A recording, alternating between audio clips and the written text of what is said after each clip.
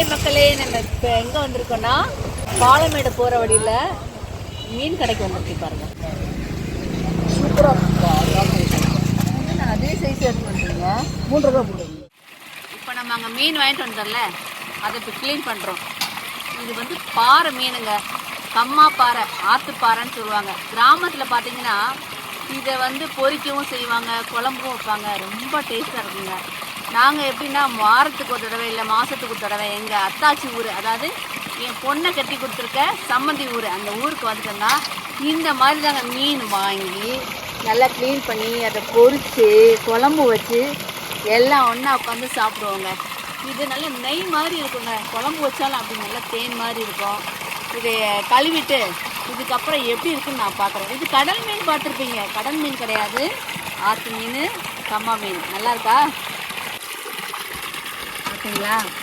ஊற்று தண்ணி நல்லா மோட்டரில் வருது. இந்த தண்ணியில் குழம்பு வச்சா ருசியாக இருக்கும். இப்போ இந்த பாறை மீனை க்ளீன் பண்ணியாச்சு. ஜிலேபி கண்டை பார்த்தீங்களா எப்படி பால் மலமாக இருக்குன்னு. நல்லா ஃப்ரெஷ்ஷாக இருக்குங்க. ஆற்றுல உடனே பிடிச்சி கொடுத்தாங்க. நல்லா இருக்கும் டேஸ்ட்டு. இதை பொரிச்சா ரொம்ப ருசியாக இருக்கும். குழம்பு வச்சாலும் அவ்வளோ அழகாக இருக்குங்க.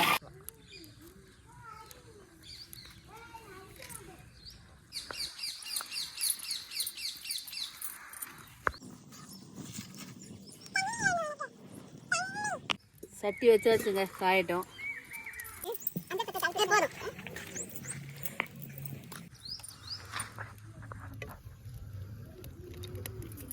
இன்னும் ஊற்றியாச்சு. வெந்தயங்க, கொஞ்சமாக கடுகு உளுந்தம் பருப்பு, வெங்காயம் போட்டாச்சு. இப்போ பச்சை மிளகாய் நல்லா வதக்கணும்.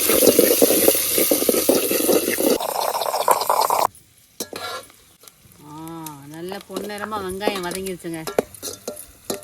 இப்படி கண்ணாடி பதத்துக்கு வந்தோடனே தக்காளியை போட்டுருவோங்க. இப்போ தக்காளி போட்டோங்களா, ஒரு 5 நிமிஷம் வதங்கட்டும். வதங்கினோன்னா உப்பு போட்டுக்கலாம். என்னென்னா மீன் குழம்பு வைக்கிறது பெருசு இல்லை. அதில் வந்துட்டு என்ன பண்ணணும்னா நல்லா கொதித்து தரன்னு நல்ல குழம்பு வந்ததுக்கப்புறம் பச்சை மிளகா ஒரு 4 கடைசியாக போடணும். பச்சை மிளகா போட்டுட்டு அதுக்கப்புறமா இறக்க போகிற டைமில் கொஞ்சம் நல்லெண்ணெய் விட்டு கருவேப்பிலை மேலே தூவி இறக்கி மூடி வச்சிட்டோம்னா கமன்னு இருக்குங்க. தோட்டத்தில் பறித்த நாட்டு தக்காளிங்க. இந்த நாட்டு தக்காளி வதக்கும் போதே ஒரு மனம் வருங்க. இந்த மீன் குழம்புக்கு நாட்டு தக்காளி தாங்க ரொம்ப ஸ்பெஷல். அதுக்கப்புறம் பார்த்தீங்கன்னா கொஞ்சம் பூண்டு உரித்து பூண்டு போடணும். இப்போ கல் உப்பு போட்டுடலாம். கல்லுப்பு உடம்புக்கு ரொம்ப ஆரோக்கியம். இந்த சால்ட்டை விட கல்லுப்பில் தாங்க நம்ம உடம்புக்கு ஆரோக்கியமே இருக்குது.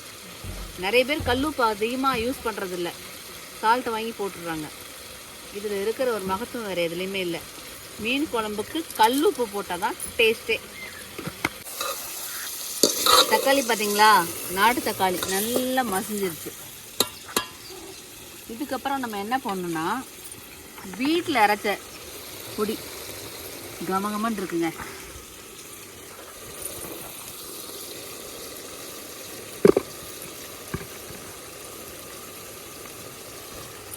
இந்த பொடியை போட்டு அப்படியே கொஞ்சம் அப்படி கிளறி விட்டுட்டு அந்த எண்ணெயிலே வதங்கிடும். நல்லா வதங்கினோன்னா புளியை கரைச்சி அதில் ஊற்றிட வேண்டியதான்.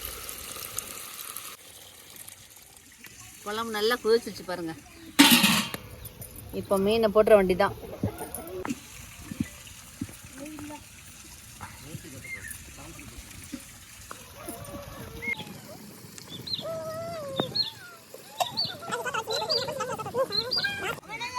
இப்போ மீனை போட்டங்க, நல்லா 1 நிமிஷம் கொதிச்சா போதும்.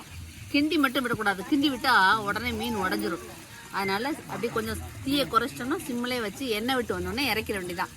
எண்ணெய் விட்டு வந்து இறக்கும் போது தான் அந்த கருவேப்பிலையும் பச்சை மிளகாவும் லாஸ்ட்டாக போடணும். போட்டுட்டு கொஞ்சம் எண்ணெய் ஊற்றி மூடி வச்சிட்டோன்னா கமன்னு இருக்கும். குழம்பு நல்லா டேஸ்ட்டாக வந்திருக்குங்க. இப்போ லாஸ்ட்டாக பச்சை மிளகாய் கருவேப்பிலை போட்டு நம்ம அப்படியே இறக்கி ஓரமாக வச்சுட்டு அப்புறம் வந்து மீன் ஃப்ரை பண்ணிடலாம். சரிங்களா?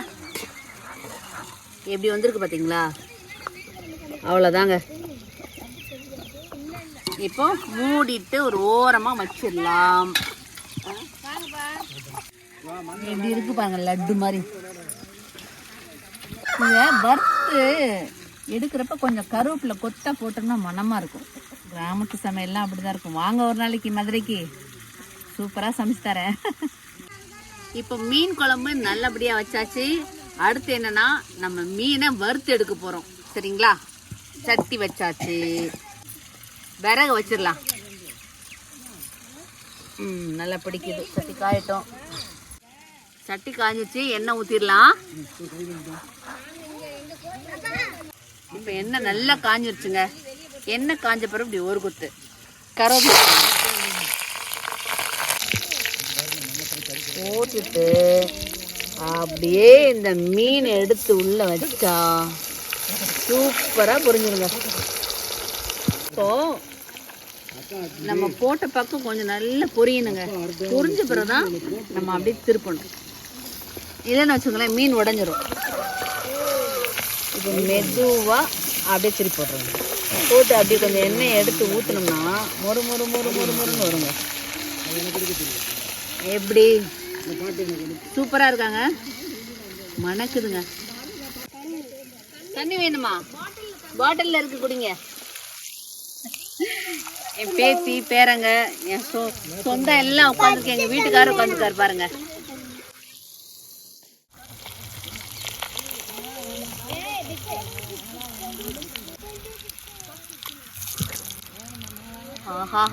கம கம கம கமன்னு மணக்குது. எப்படி வறுத்துருக்கேன் பார்த்தீங்களா? சூப்பரா. இப்போ அடுத்த மீனை போட்டுடலாம்.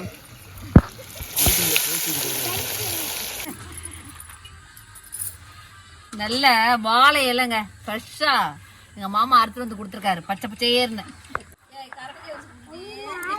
கிராமத்துல எல்லாம் கரண்டில எதிர்பார்க்கறது இல்ல, இப்படிதான்.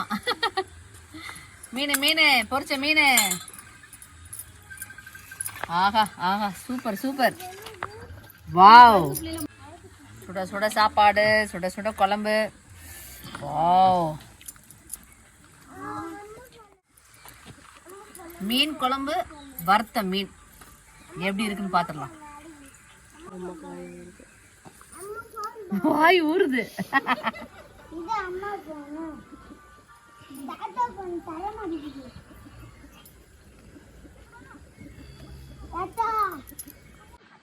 வேற லெவல்.